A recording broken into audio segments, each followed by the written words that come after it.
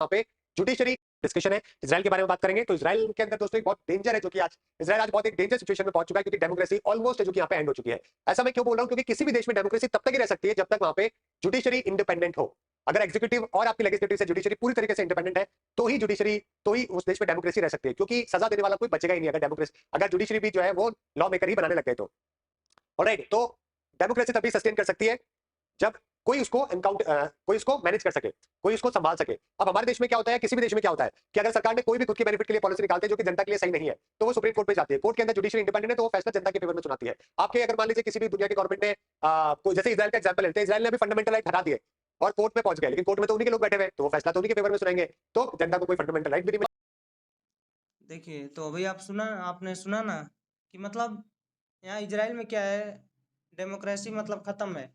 यहाँ पे लॉ जो है पास कर दिया गया है।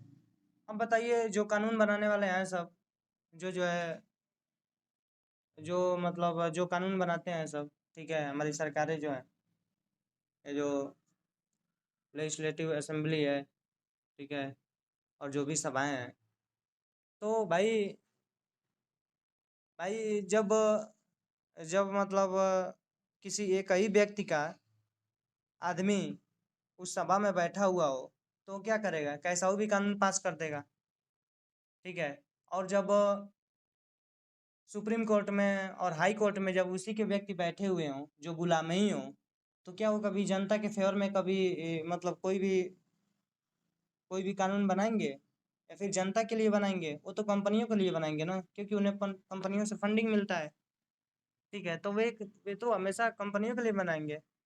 तो अब देखिए, इजराइल है, इजराइल क्या है अभी, इजराइल ही है जिसने, इजराइल में ही कुछ लोग हैं जो बैठे हुए हैं, और WHO और वर्ल्ड इकोनॉमिक फोरम, वे तो वहीं के लोग हैं, यहूदी हैं।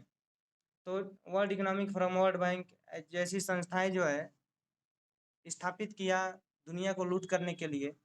और भाई वे तो ये मानते हैं कि भाई हमको दुनिया में लूट करना है, तो लूट पहले अपने से शुरू होगी, तभी तो कहीं और, तभी तो मतलब दुनिया को एहसास होगा कि जब वहाँ लूट हो रहा है तो हमारा भी लूट हो जाए तो क्या दिक्कत है।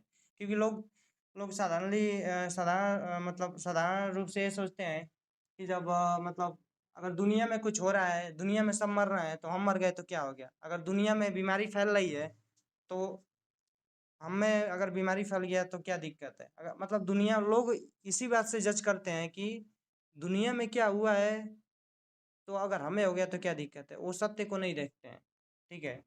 तो यहाँ तो डेमोक्रेसी डेमोक्रेसी मतलब खत्म ही है, ठीक है। तो अब भाई वे सब जो है भारत को भी चला रहे हैं, ठीक है, भारत पे भी नियंत्रण है उनका, ठीक है। अब न्यू वर्ल्ड ऑर्डर आ रहा है तो यहीं से आ रहा है ना, इजराइल से ही आ रहा है। तो भाई अब कहने का मतलब यह है कि इंडिया में भी तो डेमोक्रेसी मतलब खत्म होने में ज़्यादा टाइम नहीं लगेगा, मतलब वो भी खत्म ही हो जाएगा।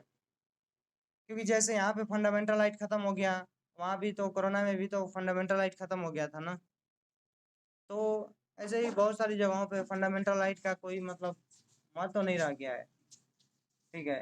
तो और इसको भी मतलब इसकी कोई कदर नहीं करता है, भले ही संविधान बना हुआ है, लेकिन नहीं कदर करता है, क्योंकि सबको जो है कि मीडिया, टीवी मीडिया, ये जो पूरा संचार तंत्र है, शिक्षा व्यवस्था है, और फिर जो डिफेंस सिस्टम है, पुलिस हो गया और आर्मी, कहीं कहीं तो आर्मी रूल भी लागू हो जाता है, ठीक है। अभी किसी देश में जो है आर्मी रूल है, ठीक है। तो इसलिए मतलब अपने स्वास्थ्य के लिए या अपने जीवन को किसी कंपनियों के द्वारा मतलब किसी कंपनियों पे ना सौंपें, क्योंकि भाई ये कंपनियां आपको स्वास्थ्य क्यों देंगी, ठीक है।